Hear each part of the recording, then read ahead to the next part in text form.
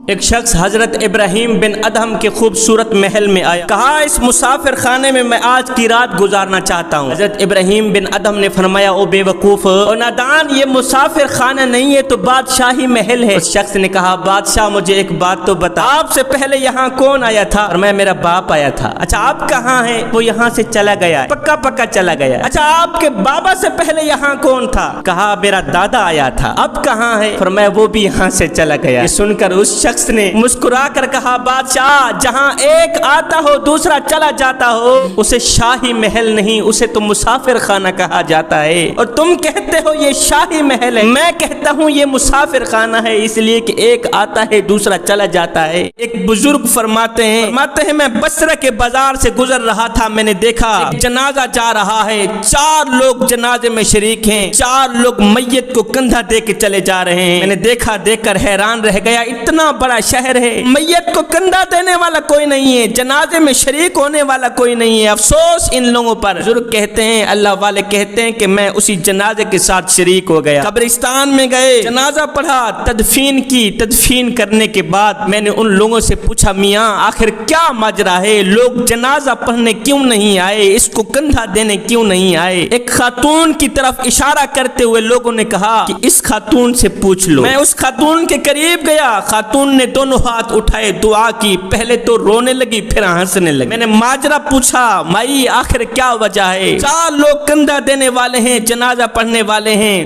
ان 4 کے علاوہ بھرے شہر میں اور کوئی تمہارا رشتہ دار نہیں ہے؟ اس خاتون نے کہا، بھائی یہ جو مرا ہے یہ میرا بیٹا ہے، بہت ہی گنہگار تھا، بدکار تھا، سیاہکار تھا، دنیا میں کوئی ایسا گناہ نہیں تھا جو اس نے نہ کیا ہو۔ 3 ماہ سے یہ لگاتار بیمار چلا آ رہا ہے، ایک ہفتہ گزر جاتا تھا میرا بیٹا کچھ نہیں کھاتا تھا، حلق کے نیچے پانی نہیں جاتا تھا۔ میں کہتی ہوں بیٹے تو نے ساری زندگی غفلت میں گزار دی، گناہوں میں گزار دی، اللہ کو کیا منہ دکھائے گا؟ اللہ تعالیٰ تجھے بخشے گا؟ میرا بیٹا آگے جواب دیتا، ماں اللہ تعالیٰ اگر مجھے نہ بخشنے پہ آتا تو میرے پاس بیماری نہ بھیجتا، اللہ تعالیٰ نے میرے پاس بیماری بھیجی ہے تو میرے گناہوں کو جھاڑنے کے لیے، اللہ کی رحمت بڑی ہے میرے گناہ چھوٹے ہیں۔ ماں میں اپنے گناہوں کو مالک کی رحمت سے کم سمجھتا ہوں، میں اللہ کے کرم کو اپنے گناہوں سے زیادہ سمجھتا ہوں۔ خاتون نے کہا کہ ابھی پچھلی رات کی کہانی ہے، میرا بیٹا جب مرنے پہ آیا تو مجھے کہہ رہا ہے، ماں میں جب مر جاؤں میرے مرنے کے بعد کسی کو اطلاع نہ دینا، کوئی میرا جنازہ پڑھنے نہیں آئے گا، ہر بندہ خوشی منائے گا، اور میری ایک جو انگوٹھی ہے جس کے اوپر لا الہ الا اللہ محمد رسول اللہ لکھا ہوا ہے، مرنے کے بعد پہنا کر میری تدفین کرنا۔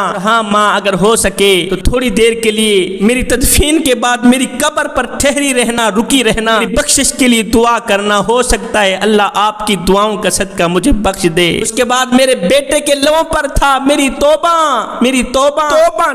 کرتے میرا گنہگار بیٹا فوت ہو گیا۔ بزرگ نے پوچھا، مائی آخر کیا ماجرا ہے، وجہ کیا ہے؟ پہلے تو روئی ہے پھر ہنسنے لگی ہے، دعا کے دوران وجہ کیا ہے؟ ماں نے کہا، روئی اس لیے ہوں کہ نوجوان بیٹا مر گیا ہے، اور ہنسی اس لیے ہوں کہ جب میں بیٹے کی مغفرت کے لیے دعا کر رہی تھی تو غیب سے آواز آئی، اے گنہگار کی ماں، تیرا بیٹا دنیا کی نظروں کے سامنے تو گنہگار تھا مگر اللہ کی نظروں کے سامنے یہ نیکوکار تھا، تیرا بیٹا دنیا والوں کے سامنے تو مردود تھا مگر اللہ کی نظروں کے سامنے یہ محبوب تھا، تیرا بیٹا توبہ کرتے مرا ہے، ہم نے تیرے بیٹے کی توبہ قبول فرما لی ہے، ہم نے تیرے بیٹے کو بخش دیا۔ بنی اسرائیل میں قحط پڑ گیا، بارش نہیں برس رہی تھی، سبزہ نہیں اگ رہا، جانور بھوکے مر رہے ہیں، لوگ آئے حضرت سیدنا موسیٰ علیہ السلام کے پاس، عرض گزار ہوئے، اے اللہ کے نبی آپ اللہ سے دعا کریں اللہ تعالی رحمت کی بارش برسائے، کافی عرصہ بیت گیا ہے رحمت کی بارش نہیں آ رہی۔ اللہ کے نبی حضرت سیدنا موسیٰ علیہ السلام نے سب لوگوں کو اکٹھا کیا، اکٹھا کرنے کے بعد آپ نے فرمایا تم 2 رکعت نفل ادا کرو۔ نماز پڑھنے کے بعد اللہ کے نبی نے دونوں ہاتھ اٹھائے، عرض کی، او میرے کریم رب، او کرم کرنے والے، او رحم کرنے والے مالک، آپ بارش کو حکم دینا، سبزہ نہیں اگ رہا، جانور بھوکے مر رہے ہیں، لوگ پیاسے مر رہے ہیں۔ میرے اللہ نے فرمایا، موسیٰ بارش ایک وجہ سے نہیں آ رہی، مالک کون سی وجہ ہے؟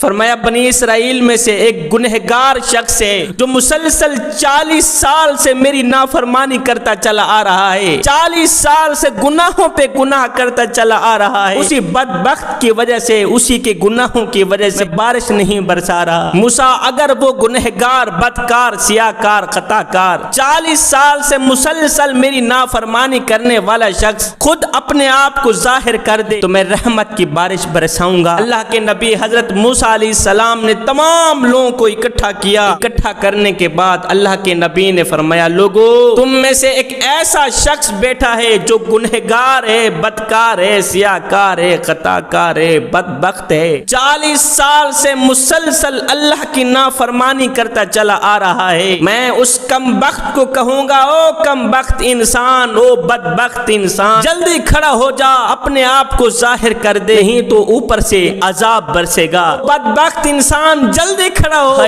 یہ گنہگار انسان نیچے بیٹھا ہوا ہے، اس نے ادھر دیکھا ادھر دیکھا، کوئی اور کھڑا نہ ہوا۔ اسے پکا یقین ہو گیا جس گنہگار کے بارے میں کہا جا رہا ہے وہ گنہگار میں ہی ہوں۔ اس گنہگار نے دل میں کہا، اگر میں خود کو ظاہر کرتا ہوں تو دنیا کی نظروں کے سامنے ذلیل و رسوا ہو جاؤں گا، لوگ کیا کہیں گے، یہی گنہگار ہے۔ اس گنہگار شخص نے کیا کیا، اپنے چہرے کو اپنی چادر سے چھپایا، اس وجہ سے کہ میرے آنسو دوسرے لوگ نہ دیکھ سکیں، دائیں بائیں والے نہ دیکھ سکیں۔ اس نے اپنے چہرے کو، اپنے سر کو اپنی چادر سے چھپایا، دونوں ہاتھ اٹھائے، عرض کی، او میرے کریم رب، میں 40 سال سے تیری نافرمانی کرتا رہا، تو مجھے مہلت دیتا رہا، میں پوری رات گناہ کرتا رہا، تو نے کسی کو نہیں بتایا کہ میری رات کیسے گزری، اور میرے کریم رب میں تو تیرے کرم کو اپنے گناہوں سے زیادہ سمجھتا رہا، تیری رحمت کو اپنے گناہوں سے زیادہ سمجھتا رہا۔ میں یہ سوچتا تھا کہ میرے گناہ کم ہیں، میرے رب کی رحمت زیادہ ہے۔ مالک آج جب سے میں سنا کہ میرے ہی گناہوں کی وجہ سے رحمت کی بارش نہیں برس رہی، مجھے یقین ہو گیا ہے مالک کہ میرے گناہ زیادہ ہو گئے ہیں، تیری رحمت کم پڑ گئی ہے۔ مالک اگر میرے گناہ زیادہ ہو گئے ہیں، تیری رحمت کم ہو گئی ہے تو مالک میں بیٹھا ہوں، مجھے غارت کر دے۔ اگر میرے گناہ کم ہیں، تیری رحمت زیادہ ہے تو میں تیرے کرم کے صدقے سے خیرات مانگتا ہوں، تو میری توبہ قبول فرما، میرے گناہوں کو معاف فرما، آج کے بعد میں کوئی گناہ نہیں کروں گا۔ مالک اپنی رحمت کے صدقے، اپنے کرم کے صدقے رحمت کی بارش برسا دے۔ آئے جوانو، ابھی یہاں سے توبہ نکلی بعد میں تھی، یہاں سے نکلے آنسو زمین پر ابھی گئے نہیں تھے۔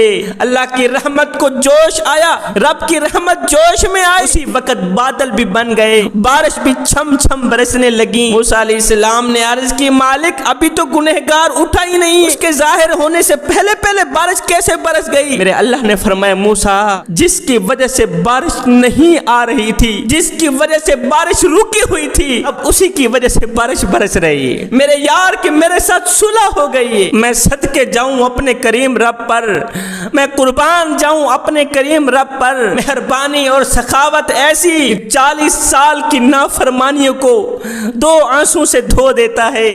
اللہ کے ایک نبی تھے جن کا نام حضرت عزیر علیہ السلام تھا۔ حضرت عزیر علیہ السلام اپنے گھر سے کافی دور کھیتی باڑی کیا کرتے تھے۔ ایک دن آپ اپنی کھیت کی دیکھ بھال کے بعد واپسی کی طرف آ رہے تھے۔ کڑکتی دھوپ ہے، تتی ریت ہے، گرمی کا موسم تھا۔ آپ نے سوچا کیوں نہیں تھوڑی دیر کے لیے یہاں کہیں بیٹھ جاتا ہوں، سکون کر لیتا ہوں۔ آپ نے دیکھا ایک کھنڈر سا مکان ہے، بہت ہی پرانا مکان ہے۔ آپ گدھے کے اوپر سوار ہیں، کھانے پینے کا سازو سامان بھی آپ نے اٹھایا ہوا۔ آپ نے دیکھا ایک کھنڈر سا مکان ہے، کیوں نہ اسی کے اندر سو جاتا ہوں، تھوڑی دیر کے لیے سکون کر لیتا، شام کو یہاں سے اٹھ کر چلا جاؤں۔ اللہ کے نبی گدھے سے نیچے اترے، کھنڈر مکان کے اندر گئے، گدھا ایک سائڈ پہ باندھا۔ آپ نے چھت کے اوپر نظر دوڑائی، دیکھا کافی پرانی چھت تو قائم ہے لیکن اس مکان کے اندر زندگی گزارنے والے لوگوں کی ہڈیاں پڑی۔ آپ نے ایک ہڈی اٹھائی، سوچنے لگے، تعجب میں پڑ گئے کہ قیامت کے دن اللہ تعالیٰ کیسے اس ہڈی کے اوپر گوشت چڑھائے گا، کیسے اس کے اندر روح ڈالے گا، کاش کہ میں وہ منظر دیکھتا۔ حضرت عزیر علیہ السلام مستجاب الدعوات تھے، آپ کی ہر دعا قبول ہوتی، اللہ تعالیٰ نے اپنے نبی کی یہ دعا بھی قبول فرما۔ حضرت عزیر علیہ السلام اسی کھنڈر مکان کے اندر، پرانے مکان کے اندر لیٹے سوئے، فرشتہ آیا، اللہ کے نبی کی روح نکال کے چلا گیا۔ 100 سال سال تک اللہ کے نبی اسی کھنڈر مکان کے اندر پڑے رہے، سوئے رہے۔ 100 سال کے بعد میرے اللہ نے فرشتے کو حکم دیا، فرشتے جا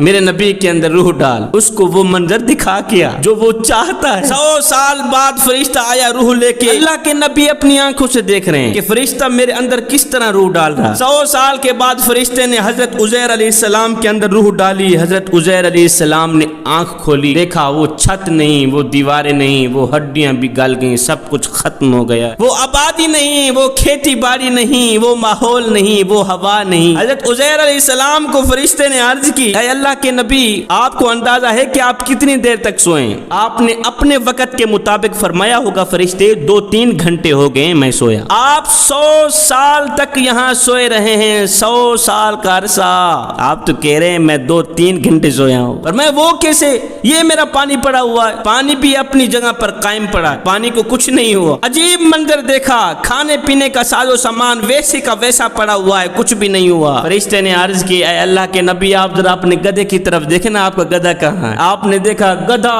اس کا موٹا تازہ بدن خاک میں مل گیا تھا، اس کی وہیں ہڈیاں پڑی ہیں، بوٹیاں اس کی سوکھ کر مٹی کے ساتھ مٹی ہو کر ہواؤں میں اڑ گئی، فضاؤں میں اڑ گئی۔ فرشتے نے عرض کیا، اے اللہ کے نبی، آپ کے اندر جو چاہت ہے نا، میں آپ کی چاہت پوری کرنے ہے۔ فرشتے نے حکم دیا، جاؤ جو ہواؤں میں اس گدھے کی بوٹیاں اڑی ہوئی ہیں، فضاؤں میں اڑی ہیں، سب کو اکٹھی کرو۔ چھوٹے چھوٹے ذرات سارے اکٹھے ہو گئے۔ عزیر علیہ السلام دیکھ رہے ہیں فرشتے نے کیا کیا، ایک ہڈی کو اٹھایا، دوسری ہڈی کے ساتھ جوڑا، تیسری ہڈی کو اٹھایا، چوتھی ہڈی کے ساتھ جوڑا۔ فرشتے نے گدھے کا ایک ڈھانچہ بنا دی، گوشت چڑھ گیا۔ فرشتے نے ایک پھونک ماری، وہ گدھا صحیح سلامت اٹھ کھڑا ہوا۔ جب گدھا اٹھ کھڑا ہوا تو فرشتہ یہ کہہ کر چلا گیا، اللہ کے نبی، آپ کا رب فرما رہا ہے ان ہڈیوں کو بھی میں اسی طرح زندہ کروں گا جس طرح تیرے گدھے کو زندہ کیا ہے۔ پھر شداد نے اپنے ہاتھوں سے جنت بنائی تھی، ملک کی جتنی بھی حسین و جمیل لڑکیاں تھی ساری کی ساری جمع کی، اس جنت میں چھوڑ دیں، اس سوچ کی بنیاد پر کہ یہ جنت کی حورین ہیں، یہ جنت کی حور و غلمان ہیں۔ آئے مکمل 10 سال تک یہ کافر شداد اس ارادے میں رہا، اس تمنا میں رہا، اس خواہش میں رہا کہ کب میں اپنی ان آنکھوں سے جنت کو دیکھوں گا۔ آئے جب خواہش و تمنا نے جوش مارا تو کافر شداد نے کیا کیا، اپنے ساتھ 200 غلاموں کو لے کر جنت کی طرف جا رہا ہے۔ میں اپنے ہاتھ سے بنائی گئی جنت کو آج دیکھوں گا ان آنکھوں سے۔ 10 سال سے ارادہ کرتا رہا، تمنا اور خواہش کرتا رہا کہ کب ان آنکھوں سے اپنے ہاتھ سے بنائی گئی جنت کو دیکھوں گا۔ آج جنت کو دیکھنے جا رہا ہے۔ جب جنت کے قریب پہنچا اس نے اپنے غلاموں کو جنت کے باہر چھوڑ دیا، کہا آج جنت میں اکیلا ہی جاؤں گا، کوئی میرے ساتھ نہیں جائے گا، اکیلا جا رہا ہے جنت کی طرف۔ جب جنت کے دروازے پر پہنچا دیکھا ایک اجنبی شخص کھڑا ہے۔ اجنبی شخص کو دیکھ کر کہنے لگا، اوے تو کون ہے؟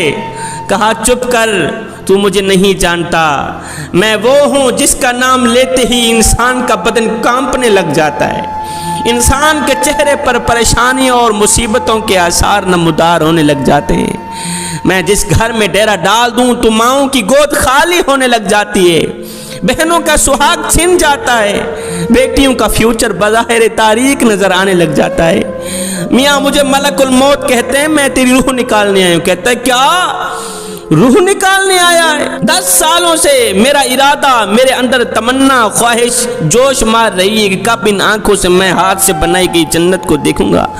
اب جب جنت دیکھنے کے بعد یہی تو مجھے مارنے آ گیا ہے، میں نہیں مروں گا، آج ہر حال میں نے جنت دیکھنی ہی دیکھنی ہے۔ ہائے شداد کافر گھوڑے سے نیچے اترا، ایک پاؤں رکاب میں تھا، دوسرا پاؤں جنت کے دروازے میں تھا۔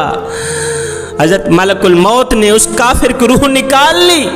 حضرت ملک الموت نے فرمایا یہ تو دنیا کی جنت ہے نا، ہاں تو دنیا میں جہنم بناتا تو ہو سکتا تھا جہنم کا نظارہ تجھے کرایا جاتا، یہ تو دنیا کی جنت ہے، وہ آخرت کی اصلی جنت تو جہاں رہ گئی، تو دنیا کی جھوٹی جنت میں بھی جانے کے قابل نہیں ہے، تو دنیا کی جھوٹی جنت میں بھی جانے کے لائق نہیں ہے۔ ایک بزرگ کہتے ہیں کہ میں کعبے کا طواف کر رہا تھا، میری نظر اچانک ایک خوبصورت عورت پر پڑی جس کو اللہ نے بڑے ہی حسن سے نواز رکھا تھا۔ میں نے سنا وہ کہہ رہی تھی، مالک تیرا لاکھ لاکھ شکر ہے، تو مجھے جس حال میں رکھے میں اسی حال پہ راضی ہوں۔ میں نے اس عورت کو دیکھا، کہنے لگا کتنی خوش قسمت ترین خاتون ہے جو شکر پہ شکر کرتی چلی جا رہی۔ میری اس آواز کو اس عورت نے سن لیا، سن کر کہا، بھائی میں خوش قسمت عورت نہیں ہوں، مجھے خوش قسمت عورت مت کہو، میں دنیا کی سب سے بڑی دکھی اور بد قسمت ترین خاتون ہوں۔ میرے دل کو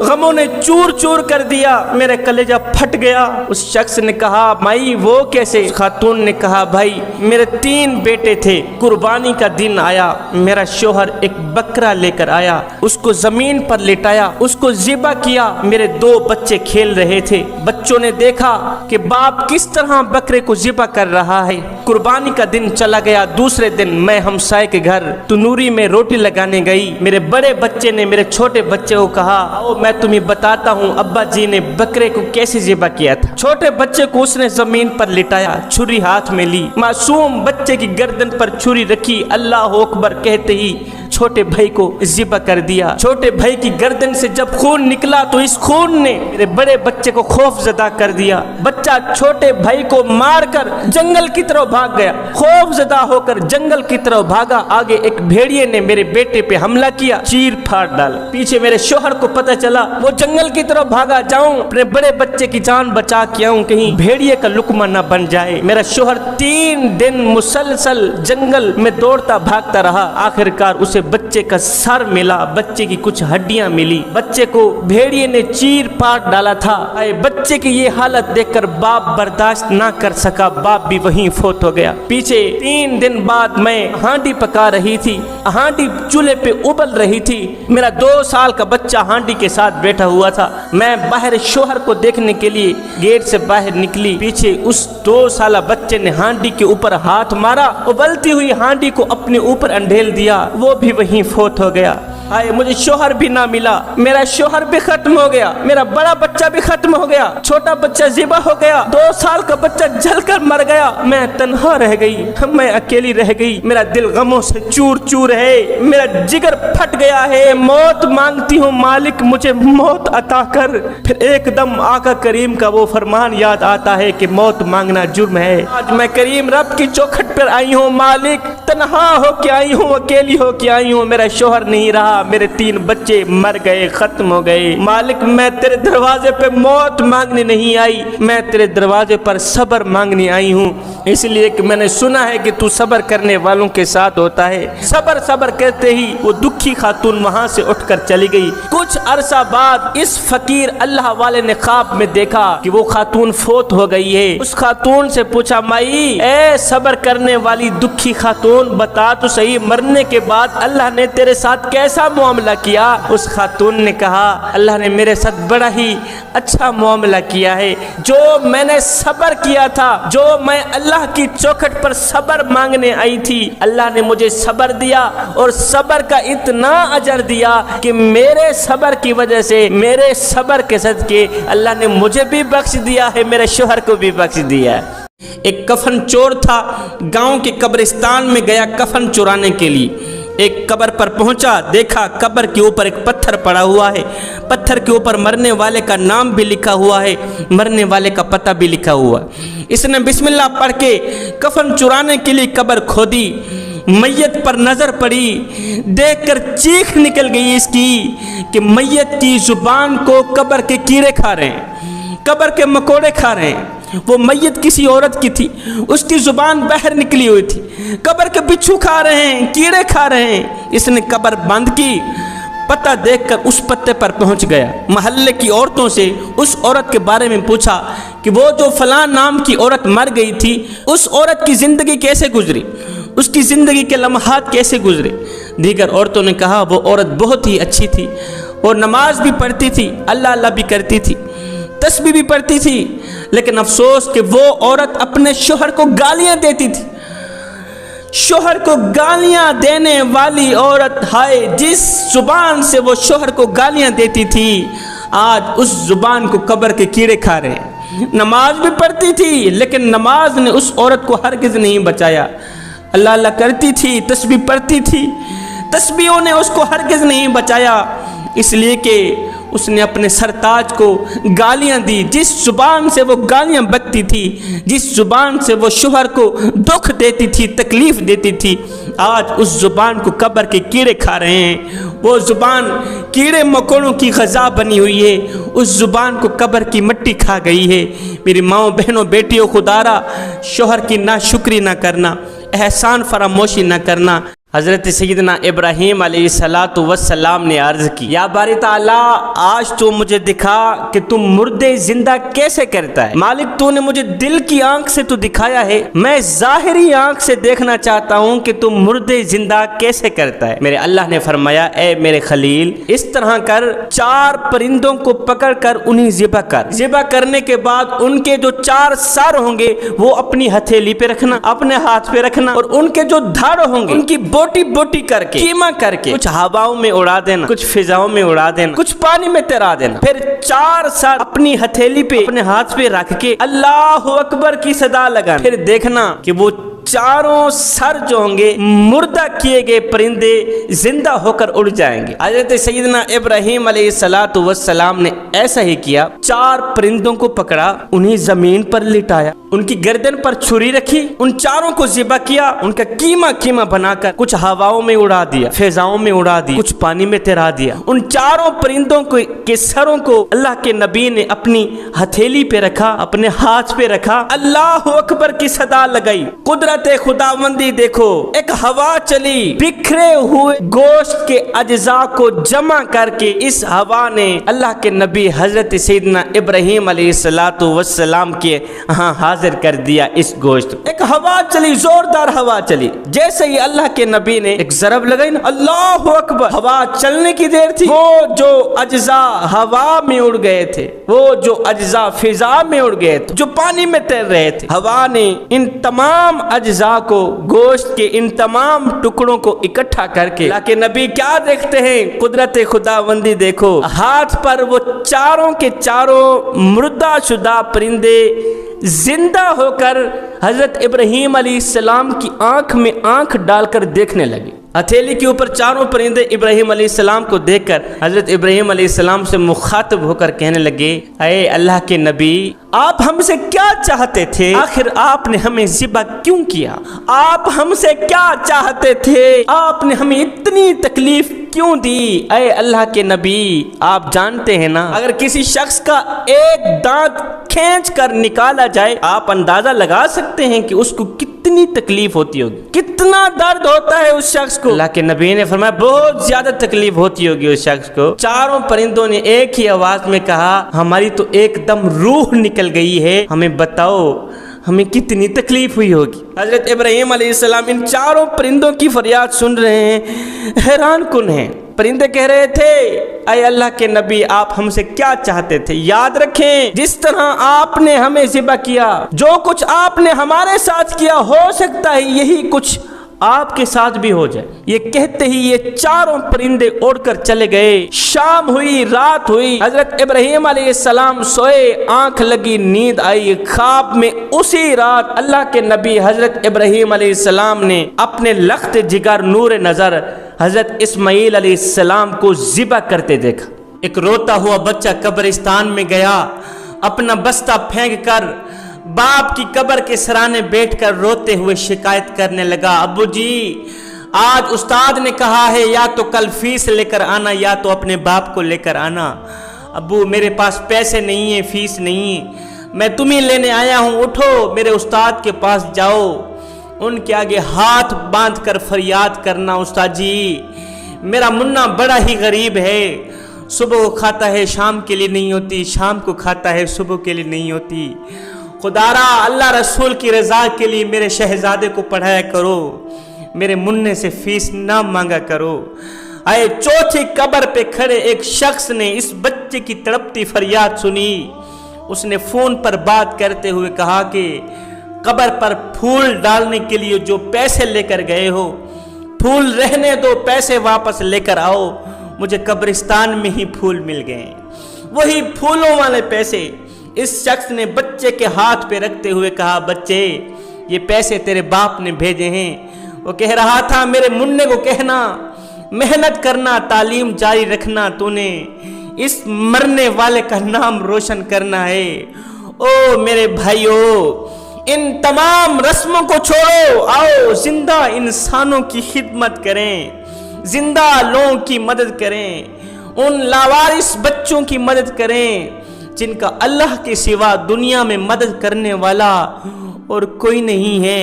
ایک دن حضرت سیدہ عائشہ صدیقہ رضی اللہ تعالی عنہا نے دیکھا کہ میرے کریم نبی بھوک کی شدت سے کروٹیں بدل رہے ہیں۔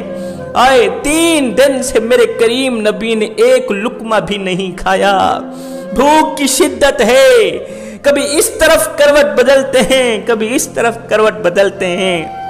حضرت عائشہ صدیقہ رضی اللہ تعالی عنہا نے میرے کریم نبی کو اس حالت میں دیکھا، تڑپ کر کہنے لگی آقا او میرے کریم نبی، آپ کے ایک اشارے پر ہر چیز حاضر ہونے کو تیار ہے، آپ ایک اشارہ کریں جنت سے کھانے اترنے کو تیار ہیں۔ آقا آپ نے پیٹ پر پتھر باندھے ہوئے ہیں، آپ کے ایک اشارے سے جنت سے کھانے اترنے کو تیار ہیں۔ آقا پھر اتنی مشقتیں کیوں کاٹ رہے ہیں، اتنی پریشانیاں کیوں جھیل رہے ہیں، پیٹ پر پتھر کیوں باندھے ہوئے ہیں؟ عائشہ صدیقہ کی بات سن کر میرے کریم نبی رو کر فرمانے لگے عائشہ محمد خود کھانے نہیں آیا، محمد تو دوسروں کو کھلانے آیا۔ عائشہ محمد خود پینے نہیں آیا، محمد تو دوسروں کو پلانے آیا ہے، محمد خود جینے نہیں آیا، محمد تو دوسروں کے لیے جینے آیا ہے۔ آئے کتنے کریم نبی تھے ہمارے، خود بھوکے رہ کر دوسروں کو کھلایا کرتے تھے، خود پیاسے رہ کر دوسروں کو ٹھنڈا پانی پلایا کرتے تھے، پیٹ پر پتھر بندھے ہوئے ہیں، 3 دن سے کچھ نہیں کھایا، دروازے پر آنے والے کسی سائل کو، ضرورت مند کو، بھوکے کو خالی ہاتھ واپس نہیں جانے دیا۔ اور نادانو ہم اس نبی کے امتی ہیں۔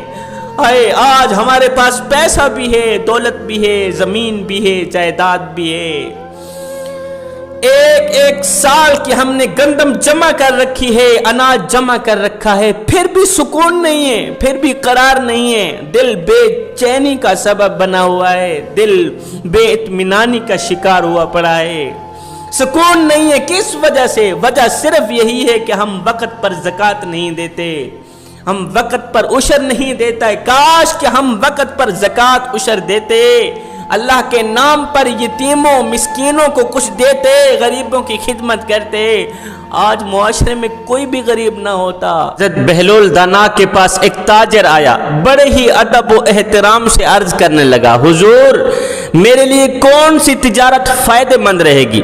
آپ نے فرمایا کوئی عمدہ سا کفن خرید لو۔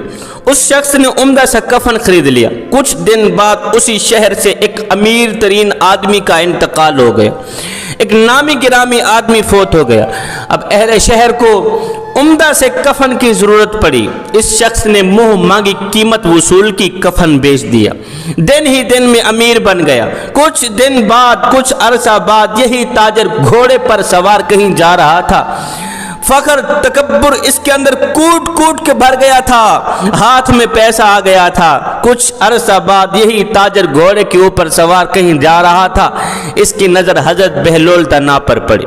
حضرت بہلول دنا مٹی کے ساتھ کھیل رہے تھے، گھوڑے کے اوپر سوار ہے، اب گھوڑے کے اوپر بیٹھا رہا، کہنے لگا تکبر سے کہنے لگا ارے او مجنو، ارے او دیوانے، بتا اب کی بار کون سی تجارت کروں؟ حضرت بہلول دنا نے جب اس کا لہجہ دیکھا، حضرت بہلول دنا نے اس کے اندر چھپے تکبر کو دیکھا، آپ نے فرمایا اب کی بار تربوز خرید لو۔ اس کے پاس جتنے پیسے تھے سب پیسوں سے اس نے تربوز خرید لی۔ ایک ہفتے تک کوئی بھی گاہک نہ آیا، ایک ہفتے تک کوئی بھی سوداگر اس کے تربوز خریدنے نہ آئے۔ ہفتے بعد یہ تمام تربوز خراب ہو گئے، بیکار ہو گئے، پئی پئی کا محتاج بن گیا، بے کسی کے عالم میں یہ کہیں جا رہا تھا۔ اس کا سامنا حضرت بہلول دنا سے ہوا، کہنے لگا حضرت میں نے آپ کا کیا بگاڑا تھا؟ آپ نے میرے ساتھ یہ سب کچھ کیوں کیا؟ آپ نے فرمایا میاں یہ سب کچھ میں نے نہیں کیا، تیرے لفظوں نے کیا، یہ سب کچھ میں نے نہیں کیا، تیرے انداز نے کیا ہے، تیرے لہجوں نے کیا ہے، تیرے اندر چھپے تکبر نے کیا ہے۔ فرمایا او نادان، جب تو ادب سے آیا تھا مالا مال ہو گیا، اور جب تو بے ادب بن کر آیا تو کنگال ہو گیا۔ حضرت عمر بن عبدالعزیز گھر میں بیٹھے ہوئے ہیں، آپ کی بیوی آئی غمگین لہجے میں کہنے لگی حضرت اگلے ہفتے کو عید آ رہی ہے، بچے نئے کپڑے طلب کر رہے ہیں، نئے کپڑے مانگ رہے ہیں۔ حضرت عمر بن عبدالعزیز نے اپنا سر جھکایا، اپنی بیوی کو کہا اے خاتون تو جانتی ہے مجھے 1 ماہ بعد 200 درہم ملتے ہیں، جس سے گھر کے اخراجات بڑی مشکل سے پوری کرتا ہوں، مجھے بتاؤ نئے کپڑے لینے کے لیے پیسے کہاں سے لے کر آؤں؟ بیوی بولی حضرت آپ بیت المال سے کچھ اٹھا کر دے دیں۔ فرمایا ہرگز نہیں، یہ غریبوں کا مال ہے، یہ یتیموں کا مال ہے، یہ مسکینوں کا مال ہے، یہ عمر بن عبدالعزیز کے بچوں کا مال نہیں ہے۔ بیوی بولی حضرت پھر آپ قرض اٹھا کر دے دیں، بیت المال سے قرض اٹھا کر دے دیں۔ حضرت عمر بن عبدالعزیز نے تھوڑی دیر کے لیے اپنا سر نیچے کیا، سوچتے سوچتے آنکھیں چھم چھم برسنے لگی۔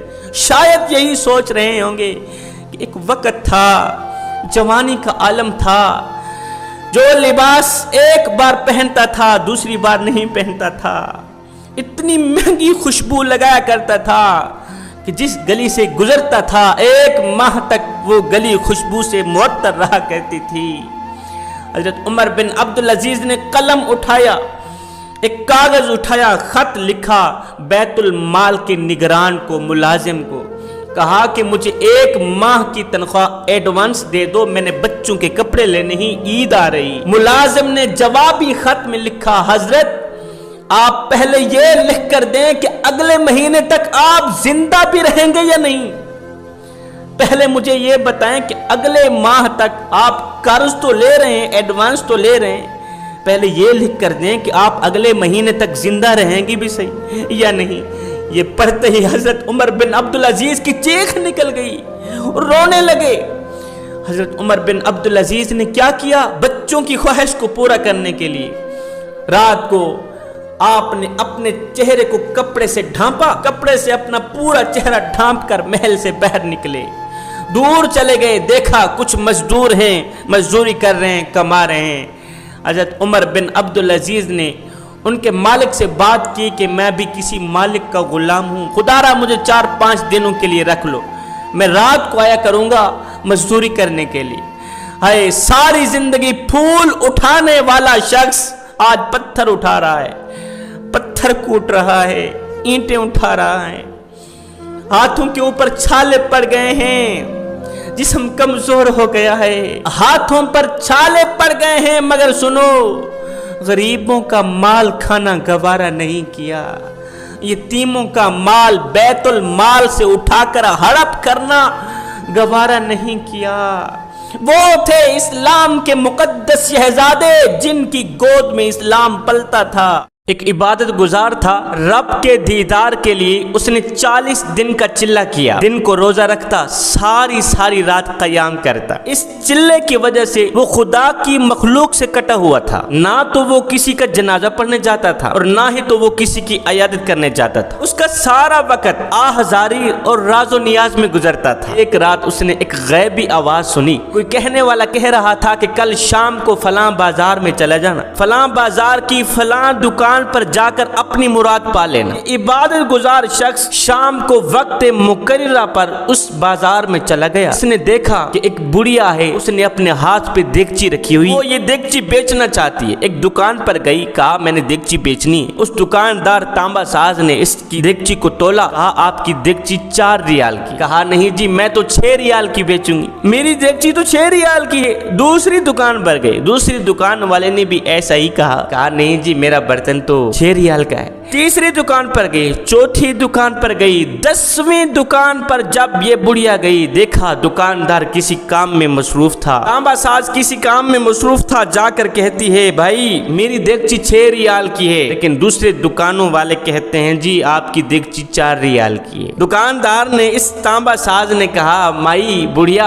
आखिर तू अपनी देगची 6 रियाल की ही क्यों बेचना चाहती है? उसने अपनी दिल की बात निकालते हुए कहा, बुढ़िया ने दिल की बात बताते हुए कहा भाई 6 रियाल की बेचने की वजह यह है कि मेरा एक बेटा है जो बहुत ही ज्यादा बीमार है, बहुत ज्यादा बीमार है। हकीम साहब के पास गई दवाई लेने, हकीम साहब ने एक नुस्खा लिख कर दिया है जिसकी कीमत है 6 रियाल, इसलिए मुझे 6 रियाल की अशद जरूरत है। तांबा साज ने कहा कि देगची मेरे हवाले करो, मैं जरा देख लूं। दुकानदार ने देगची देखी, देखभाल करने के बाद कहा बुढ़िया आपकी देगची तो इतनी बड़ी कीमती है कि बहुत ज्यादा, आपकी देगची बहुत ज्यादा उम्दा है, अच्छा इसकी कीमत मेरी दुकान पर तो 25 रियाल है, मैं तो 25 रियाल की ही खरीदूंगा, मैं क्यों किसी का हक मारूं। ये सुनते ही बुढ़िया ने कहा भाई आप मेरा मजाक ना उड़ाएं, आप मुझे 6 रियाल दें, मुझे जाने दें, मुझे जल्दी मैंने बेटे का इलाज करना। नहीं माई बुढ़िया मजाक नहीं कर रहा, आपकी देगची वाकई बहुत ज्यादा उम्दा है, कीमती है, लिहाजा अगर मुझे देना चाहती हैं तो मैं तो किसी का हक नहीं मारूंगा, मैं तो तुझे 25 रियाल ही दूं। इस तांबा साज ने, दुकानदार ने बिस्मिल्लाह पढ़ते हुए 25 रियाल उठाए, बुढ़िया के हाथ में थमा। बुढ़िया ने मुस्कुराते हुए दोनों हाथ उठाए, अर्ज की मालिक मेरे भाई के माल जान रोजी रिस्क में बरकतें अता फरमा। दुआएं देती घर की तरफ चली गई।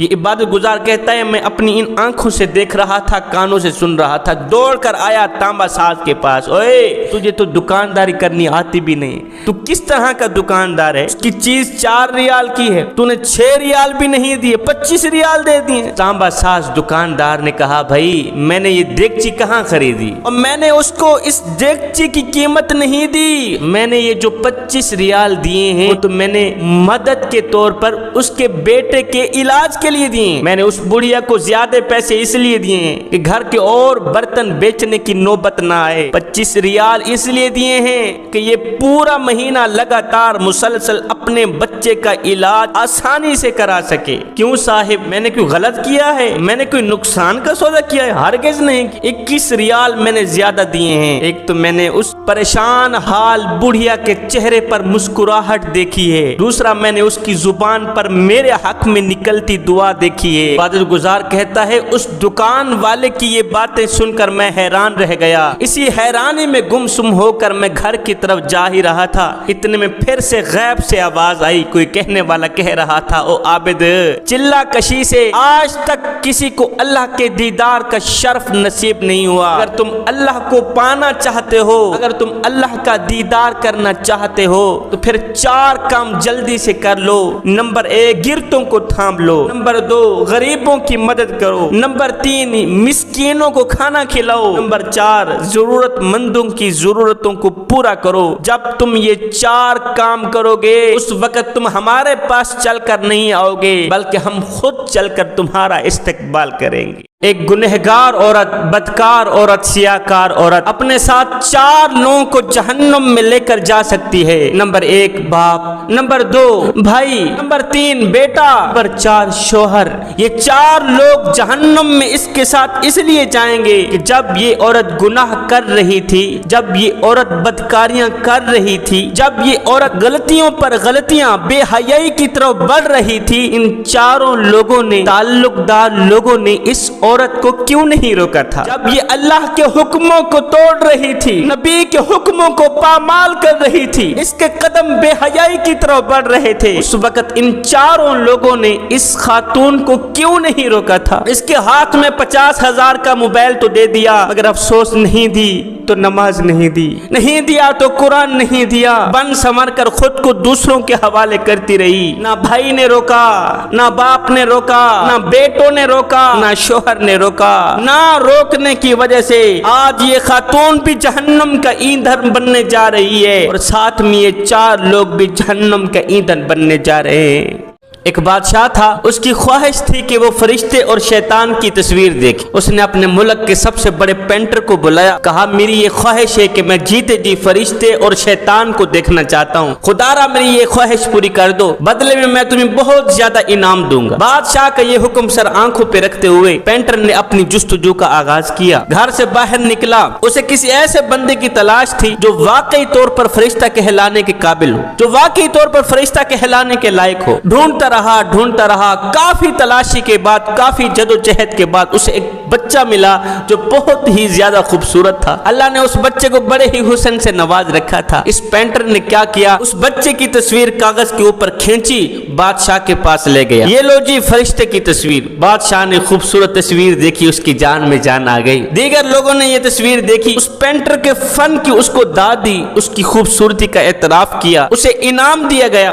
اس کے بعد پینٹر نے مختلف شہروں کا سفر طے کیا۔ اسے کسی ایسے بندے کی تلاش تھی جس کا چہرہ شیطان کے چہرے سے ملتا جلتا ہو۔ وہ مختلف جیلوں میں گیا، قیدیوں کو دیکھا، مجرموں کو دیکھا، شرابیوں کو دیکھا، زانیوں کو دیکھا۔ اس کی نظر میں یہ سب اللہ کے بندے تھے، اگرچہ انہوں نے بعض غلطیاں بھی کی تھی، لیکن یہ سب اللہ کے بندے تھے۔ اسی جدوجہد میں اسے 20 سال کا عرصہ گزر گیا۔ 20 سال کا عرصہ گزر جانے کے بعد جب یہ تھکا، گھر آ کے بیٹھ گئے۔ 20 سال کے بعد بادشاہ کو یہ احساس لاحق ہوا کہ زندگی کے آخری ایام میں میری یہ چھوٹی سی خواہش بھی پوری نہیں ہوئی۔ فرشتے کو تو میں نے دیکھ لیا ہے، شیطان کو ابھی تک نہیں دیکھا، میں جیتے جی شیطان کو دیکھنا چاہتا ہوں۔ اس نے پھر پینٹر کو بلایا، کہا میں تمہیں 1 مہینے کا ٹائم دیتا ہوں، وارننگ دیتا ہوں، اگر تم نے 1 مہینے کے اندر مجھے شیطان نہیں دکھایا تو میں تیرا سر تن سے جدا کر دوں۔ اب بادشاہ کا حکم سر آنکھوں پہ رکھتے ہوئے پینٹر نے پھر اپنی جستجو کا دوبارہ آغاز کیا۔ چلتا رہا، جدوجہد میں تلاش کرتا رہا، آخرکار اسے وہ شخص مل ہی گیا جس کی شکل شیطان کی شکل سے ملتی جلتی۔ 20 سال کی جدوجہد کے بعد اس نے دیکھا کوڑا کرکٹ ہے، گندگی کا ڈھیر پڑا ہوا ہے، اس کے اوپر ایک شخص نوجوان ہے جس کی 20 سال 21 سال عمر لگتی ہے، بیٹھا ہوا ہے، گندی شکل ہے، گندے بال، گندا چہرہ گندگی کے اوپر پڑا ہوا ہے۔ 20 سال تک اس نے اس طرح کا بندہ نہیں دیکھا تھا۔ اسے دیکھ کر یہ احساس ہوا، اندازہ ہوا کہ شاید اس کی شکل شیطان کی شکل سے ملتی جلتی ہے۔ اس پینٹر نے اس کو کہا میاں میری زندگی موت کا مسئلہ ہے، اگر میں نے بادشاہ کی خواہش پوری نہیں کی تو بادشاہ میرا سر تن سے جدا کر دے گا، میں تجھے بدلے میں پیسے دیتا ہوں، تیری شکل دیکھ کے میں نے فرشتے کی تصویر تخلیق کرنی، فرشتے کی تصویر بنانی۔ اس نے اجازت دے دی، اس نوجوان نے پیسے لے لی۔ اب یہ پینٹر اس نوجوان کو دیکھ کر شیطان کی تصویر بنا رہا تھا۔ تصویر بناتے وقت اس پینٹر نے دیکھا کہ وہ نوجوان رو رہا۔ اس پینٹر نے اس نوجوان کے رونے کی وجہ پوچھی۔ اس نوجوان نے چیخ کر کہا میاں میں وہی بچہ ہوں جس کو دیکھ کر 20 سال پہلے تو نے فرشتے کی تصویر بنائی تھی۔ 20 سال پہلے جس بچے کا حسن دیکھ کر، جس بچے کے نین نقش دیکھ کر تو نے فرشتے کا روپ دیا تھا، ہائے میرے اعمالوں نے مجھے شیطان بنا دیا، میرے کردار نے مجھے شیطان بنا دیا، میرے کرتوتوں نے مجھے شیطان بنا دیا۔ کاش کہ میں برے اعمال نہ کرتا، کاش کہ میں شرابیں نہ پیتا، گندے دوستوں کے ساتھ دوستی نہ لگاتا، آج یہ وقت نہ آتا کہ تو مجھے شیطان سمجھ کر، یہ سمجھ کر تو مجھے شیطانی روپ دے رہا ہے، ہائے میرے اعمالوں نے مجھے شیطان بنا دیا۔ زانی اور شرابی شخص فوت ہوا تو لوگ اس کا جنازہ اٹھا کر قبرستان کی طرف جا رہے تھے۔ لوگوں نے دیکھا ایک کتا ہے جو جنازے کے ساتھ جا رہا ہے۔ میت کے عزیز و اقربا نے کتے کو مارا، بھگانے کی کوشش کی مگر کتا نہ بھاگا۔ جب زیادہ مارا کتے کو، جب کتے کو زیادہ تنگ کیا تو اس جانور کو میرے اللہ نے بولنے کی طاقت دی۔ اس کتے نے کہا او نادانو مجھے کیوں مار رہے ہو، او نادانو میں اس کا وہ عمل ہوں جو اس نے دنیا میں کیا، او مجھے کیوں مار رہے ہو، مجھے کیوں بھگانے کی کوشش کر رہے ہو، میں تو اس میت کا وہ عمل ہوں جو اس زانی نے دنیا میں کیا۔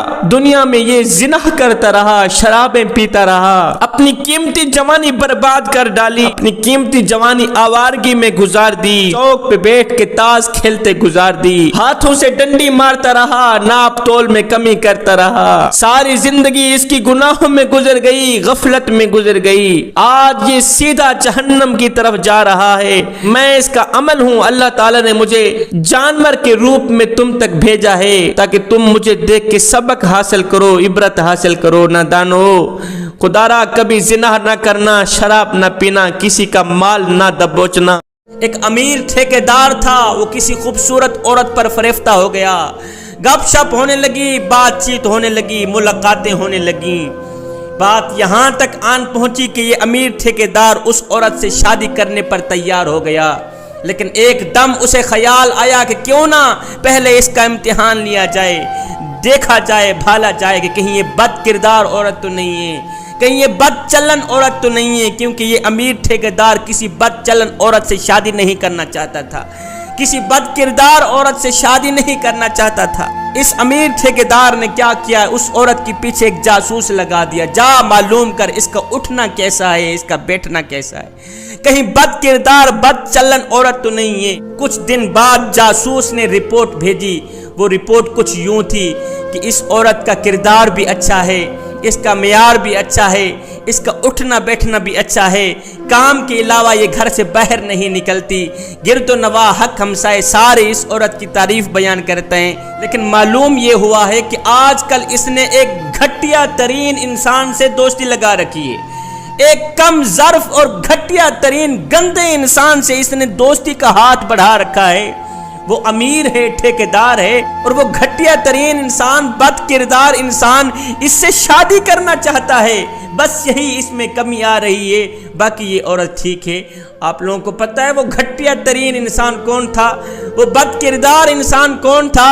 وہ یہی شخص تھا جس نے اس عورت کے پیچھے جاسوس لگایا تھا۔ آج کا انسان دوسروں کے عیبوں پر تو نظر ڈالتا ہے، لیکن اپنے گریبان میں جھانک کر کے نہیں دیکھتا کہ میرے اندر بھی کوئی عیب ہے یا نہیں، میرے اندر بھی کوئی خامیاں ہیں یا نہیں۔ بغداد شریف میں ایک نیک خاتون رہا کرتی تھی، اسی بغداد میں ایک کفن چور بھی رہا کرتا تھا۔ یہ کفن چور جو تھا، جو بھی بغداد میں مرتا یہ جنازے میں شرکت کرتا، جاتا قبر کو دیکھتا، پھر رات کے دوسرے پہر جا کر قبر کھود کے کفن چراتا۔ اس نیک مئی کی موت کا دن آ گیا، روح نکل گئی، اللہ کی نیک بندی فوت ہو گئی۔ اللہ کی اس نیک بندی کے جنازے میں علماء نے شرکت کی، اللہ کے نیک بندوں نے شرکت کی۔ اس کفن چور نے بھی اس مئی کا جنازہ پڑھا۔ جب رات کا دوسرا پہر آیا، یہ کفن چور قبرستان میں آیا، جاؤں کفن چرا کے آؤں۔ اس نے قبر کھودی، قبر کھودنے کے بعد جب اس نے اپنا ہاتھ قبر کے اندر ڈالا، قبل اس کے کہ یہ شخص کفن کو پکڑتا، اس نیک خاتون نے اس چور کا ہاتھ پکڑ لیا۔ چور کا ہاتھ پکڑ کر کہنے لگی، واہ میرے کریم رب، ایک جنتی کا کفن چرا رہا ہے۔ یہ چور تڑپ اٹھا، تڑپ کر کہنے لگا، او مائی تیرے جنتی ہونے میں تو کوئی شک نہیں، تیرے جنازے میں لاکھوں کروڑوں نے شرکت کی، سب تیری مغفرت کی دعا مانگ رہے تھے۔ علماء حضرات، اللہ کے نیک لوگ، اللہ کے ولیوں نے تیرا جنازہ پڑھایا، اور تیرے جنتی ہونے میں تو کوئی شک نہیں۔ اب تو یہ جو کہہ رہی ہے کہ میں بھی جنتی ہوں، میں کیسے جنتی بن گیا؟ نیک خاتون نے کہا، بھائی میں تو جنتی تھی، لیکن جنہوں نے میرے جنازے میں شرکت کی اللہ نے ان سب کی بخشش فرما دی ہے۔ اس نیک مئی نے اس کے ہاتھ کو پکڑا ہوا ہے۔ اس چور نے وہیں بیٹھ کے اللہ سے پکی توبہ کی، ہائے میں نے اپنی زندگی کیسے بسر کی، چوری کرتے کرتے، ڈاکہ ڈالتے ڈالتے اپنی زندگی برباد کر ڈالی، چلو باقی والی زندگی تو اچھی گزار لوں۔ اس نے پکی توبہ کی، مالک میری توبہ ہے، آئندہ ایسا کوئی گناہ نہیں کروں گا۔ جب اس نے ہاتھ ڈالا تھا اس وقت یہ چور تھا، اب جب یہ توبہ کر کے اس نے ہاتھ باہر نکالا، نکالنے سے پہلے اب یہ چور نہیں رہا تھا، یہ اللہ کا ولی بن گیا تھا۔ ایک بوڑھا روتا ہوا عدالت میں آیا، کہا قاضی صاحب میرا بیٹا مجھے خرچ نہیں دیتا، اسے عدالت میں بلایا جائے، اسے کہو نادان چلو 6 مہینے بعد ہی صحیح کچھ نہ کچھ تو اپنے باپ کو دینے آ گیا کر۔ قاضی صاحب نے بیٹے کے خلاف باپ کا مقدمہ درج کیا، بیٹے کو عدالت میں بلایا، نوجوان بیٹے کو کہا، نوجوان تیرے باپ نے تیرے خلاف مقدمہ درج کیا ہے کہ تو باپ کو خرچ نہیں دیتا۔ یہ سن کر اس نوجوان بیٹے نے حیرت سے کہا کہ میرے ابو مجھ سے خرچ کیوں مانگ رہے ہیں، جبکہ وہ خود دولت مند ہیں، میرے ابو خود امیر ہیں، دولت مند ہیں، جائیداد والے ہیں، پیسوں والے ہیں، میرے ابو کو میرے پیسوں کی کیا ضرورت، میری ہیلپ کی، میری مدد کی کیا ضرورت ہے؟ باپ نے کہا قاضی صاحب اگر اس کو صرف 1 دینار ادا کرنے کا حکم بھی دے دیں تو بھی میں خوش ہوں، 1 دینار ماہانہ ادا کرنے کا حکم دے دیتے ہیں تو بھی میں خوش ہوں، بشرطے کہ وہ 1 دینار اپنے ہاتھوں سے ہر ماہ میں بغیر کسی انتظار کے مجھے میرے گھر میں دینے آئے گا، میں خوش ہوں۔ قاضی صاحب نے بالکل ویسے ہی فیصلہ کیا جیسے باپ چاہتا تھا۔ نوجوان بیٹا عدالت سے نکل گیا۔ پیچھے اس قاضی نے اس بوڑھے باپ سے پوچھا، بابا جی جب آپ ہیں بھی امیر، اتنے بڑے امیر ہیں، پھر تھوڑی سی رقم وصول کرنے کا مطالبہ کیوں کیا ہے؟ تھوڑی سی رقم لینے کے لیے تو نے بیٹے کے خلاف اتنا بڑا مقدمہ درج کیوں کرایا ہے؟ آخر وجہ کیا ہے؟ یہ سنتے ہی باپ کی آنکھیں چھم چھم برسنے لگیں۔ بوڑھے باپ نے روتے ہوئے وجہ بیان کی۔ کہا، قاضی صاحب میں اپنے بیٹے کو دیکھنے کے لیے ترس رہا ہوں، اس کو اس کے کاموں نے اتنا مصروف کر رکھا ہے، اتنا الجھا رکھا ہے کہ آج 10 سال کا عرصہ گزر گیا ہے، میں نے اپنے بیٹے کا چہرہ تک نہیں دیکھا، اور یہ نادان نہیں جانتا کہ میرا باپ میرے بغیر کس طرح کی زندگی گزار رہا ہے۔ میرا ایک ایک پل تڑپتا ہوا گزرتا ہے قاضی صاحب، میرا دل ہر وقت اس کو دیکھنے کے لیے تڑپتا رہتا ہے۔ جب 10 سال کا عرصہ بیت گیا، میں اپنے بیٹے کو بلاتا تھا، بیٹا آؤ دیدار تو کرا کے جاؤ، میرا بیٹا میری بات سننا گوارا نہیں کرتا تھا، میری کال اٹھانا گوارا نہیں کرتا تھا۔ جب میرے بیٹے نے کال اٹھانا گوارا نہ کی تو پھر میرے ذہن میں ایک ترکیب آئی کہ کیوں نہ بیٹے کے خلاف کوئی مقدمہ درج کرایا جائے۔ جب عدالت آواز دے گی تو مصروفیات کے باوجود بھی میرے بیٹے کو عدالت میں آنا پڑے گا، اسی بہانے اپنے بیٹے کی آواز بھی سن لوں گا، اپنے بیٹے کا رج رج کے دیدار بھی کر لوں گا۔ قاضی صاحب اور تو مجھے کسی چیز کی ضرورت نہیں، نہ تو ایک دینار کی ضرورت ہے، نہ تو مجھے پیسوں کی ضرورت ہے، مجھے تو بس اپنے بیٹے کا دیدار چاہیے۔ میری آنکھیں بیٹے کو دیکھنے کے لیے ترس رہی ہیں۔ خوش قسمت ہیں وہ لوگ جو اپنے بوڑھے والدین کو وقت دیتے ہیں، اس سے پہلے کہ وقت گزر جائے۔ کاش کہ میری بات تیرے دل میں اتر جائے۔ میرا اللہ فرماتا ہے، اپنے والدین کو دکھ دے کر مجھ سے اپنی خوشی کے لیے دعا مت کرنا، اور اپنے والدین کو خوشی دے کر اپنے دکھوں کی پرواہ مت کرنا۔ وہ ایک بدصورت شخص تھا، اس کی بیوی بڑی ہی حسین و جمیل تھی، اس عورت کے حسن و جمال پر دنیا تعجب کیا کرتی تھی۔ ایک دن یہ بدصورت شخص میرے کریم نبی کی خدمت میں حاضر ہوا تو میرے کریم نبی نے پوچھ لیا، او میاں تجھے دیکھ کر تیری بیوی کیا محسوس کرتی ہے؟ تیری بیوی تیرے ساتھ کیسا معاملہ کرتی ہے، کیسا سلوک کرتی ہے، کیسا برتاؤ کرتی ہے؟ اس بدصورت شخص نے کہا، آقا میری بیوی بڑی ہی اچھی بیوی ہے، بڑی ہی نیک ہے، وہ میری عزت کرتی ہے، ادب کرتی ہے، احترام کرتی ہے، جب میں گھر میں داخل ہوتا ہوں 100 بار بسم اللہ پڑھتی ہے، میرا استقبال کرتی ہے، اپنے حسن پہ ناز نہیں کرتی، اپنی جوانی پہ ناز نہیں کرتی، کہ بس وہ میری خدمت میں ہی لگی رہتی ہے، کبھی میرے کپڑے دھو رہی ہے، کبھی میرا جوتا پالش کر رہی ہے، کبھی میرے لیے کھانا تیار کر رہی ہے، کبھی کیا کر رہی ہے، بس میری نوکری میں ہی لگی رہتی ہے۔ وہ کہتی ہے، او میرے سرتاج تو میرا مالک، میں تیری نوکرانی، تو میرا بادشاہ، میں تیری بادشاہ زادی۔ میرے کریم نبی نے جب اس عورت کی تعریف سنی، بدصورت شوہر کے منہ سے خوبصورت عورت کی تعریف سنی، تو میرے کریم نبی بہت ہی خوش ہوئے۔ خوش ہو کر میرے نبی نے فرمایا، او میاں جا پھر اپنی خوبصورت بیوی کو مبارکباد دے دے کہ تیرا نبی فرما رہا ہے تو دنیا میں بھی جنتی، تو آخرت میں بھی جنت۔ وہ ایک بڑھیا تھی، بڑی ہی غریب سی تھی، اس کے پاس کھانے کو روٹی نہیں تھی۔ وہ بڑھیا گھروں میں جایا کرتی تھی مانگنے کے لیے، جس کے پاس کچھ ہوتا کھانے کو دے دیتا، کسی کے پاس کچھ نہ ہوتا تو کہتے بڑھیا اللہ دے گا، بڑھیا اللہ دے گا۔ کچھ عرصہ گزرا، بڑھیا کا انتقال ہوا۔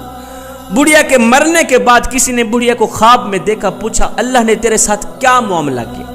بڑھیا نے کہا، جب میں اللہ کے روبرو حاضر ہوئی، جب میرے اللہ نے مجھ سے پوچھا، اے بڑھیا میرے لیے کیا لے کر آئی ہو، تو میں نے رو کر کہا، تڑپ کر کہا، او میرے کریم رب تو جانتا ہے ساری زندگی در در دھکے کھاتی رہی، ساری زندگی در در کی ٹھوکریں کھاتی رہی، جس طرف بھی مانگنے کو ہاتھ پھیلاتی آگے جواب ملتا اللہ دے گا، اللہ دے گا۔ مالک میں تو ساری زندگی یہی سنتی چلی آ رہی ہوں کہ اللہ دے گا۔ آج جب مانگنے کا دن آیا، آج جب اللہ سے کچھ لینے کا وقت آیا تو میرا اللہ کہہ رہا ہے کیا لے کر آئی ہو؟ مالک میں دینے نہیں آئی، آج تو میں کچھ لینے آئی ہوں۔ یہی بات میرے اللہ کو اتنی پسند آئی کہ اللہ تعالیٰ نے بغیر حساب و کتاب کے میری مغفرت فرما دی۔ 24 लाख मुरब्बा मील का शहनशाह हजरत सैयदना उमर फारूक रजी अल्लाह ताला अन्हो के पास एक बाबा अपने बेटे को लेकर आया, रो कर कहा, ऐ उमर, मेरे बेटे को देखा है, इसने आज जुल्म की इंतहा कर दी। एक सोटा मेरे सर पे मारा है और एक सोटा बूढ़ी माँ की कमर पे मारा। बूढ़ी माँ की कमर टूट गई है, वो बेचारी 4 पैर पे पड़ी है, हिल नहीं सकती। मैं औखा सोखा होके इसको आप तक लेके आया हूँ, मेरा इंसाफ तो कीजिए। इस बदबख्त को बताएं कि वालिदैन के हुकूक क्या होते हैं। इस नादान को बताया जाए, वो नादान बूढ़े वालिदैन को मारता है। हजरत उमर फारूक रजी अल्लाह ताला अन्हु ने उस नौजवान की तरफ देखा, कहा, वो बदबख्त अपने बाप को मारता है, अपनी माँ को मारता है। उस नौजवान ने कहा, हजरत आप मुझे जरूर सजा दें, मेरा एक सवाल है, पहले मुझे उसका जवाब चाहिए। कहा, मुझे बताया जाए कि जब बेटा 9 साल का हो जाए, जब बेटे की उम्र 9 साल की हो जाए तो वालिदैन को क्या करना चाहिए। हजरत उमर फारूक रजी अल्लाह ताला अन्हु ने फरमाया कि माँ बाप को चाहिए बेटे को मदरसे में भेजें, बेटे को कुरान मजीद की तालीम दें, कुरान सिखाएं, दीन सिखाएं, बेटे को कलिमा पढ़ाया जाए, बेटे को वालिदैन के हुकूक बताया जाए। उस नौजवान ने कहा, हजरत मेरे बाप का हाल ये है, ये जो शिकायत लेकर आया है, इसका हाल ये, जब मेरी उम्र 9 साल की थी, बजाय मुझे मदरसे में भेजने के, इसने मुझे ऊंटों के साथ भेज दिया। हुजूर, इसने मुझे ऊंट चराने पर लगा दिया। आज मेरी उम्र 29 साल की हो गई। 20 सालों का मेरे पास तजर्बा है कि जब 2 ऊंट लड़ रहे हों तो एक सोटा उसकी कमर पे मारता हूँ, एक सोटा उसके सर पे मारता हूँ, वो दोनों छूट जाते हैं। हुजूर, आज मैं घर आया, मेरी बूढ़ी माँ, मेरा बूढ़ा बाप आपस में लड़ रहे थे, मैंने वही सोटा एक उसके सर पे मारा, एक उसके सर पे मारा, वो दोनों छूट गए। आका बताओ मेरा कसूर क्या है। हजरत उमर फारूक रजी अल्लाह ताला अन्हु ने उस नौजवान की बात सुनी। सुनने के बाद उसके बाप से मुखातिब होकर हजरत उमर ने फरमाया, ओ बाप, बाबा जी, तेरे बेटे का कसूर भी है, इसको सजा मिलेगी ही मिलेगी, लेकिन बेटे के कसूर से पहले पहले तेरा कसूर है। बाबा जी ने कहा, वो किस तरह। हजरत उमर ने फरमाया, अपने बेटे को कुरान सिखाता, इसको माँ की इज्जत का भी पता होता है, इसको बाप की इज्जत का भी पता।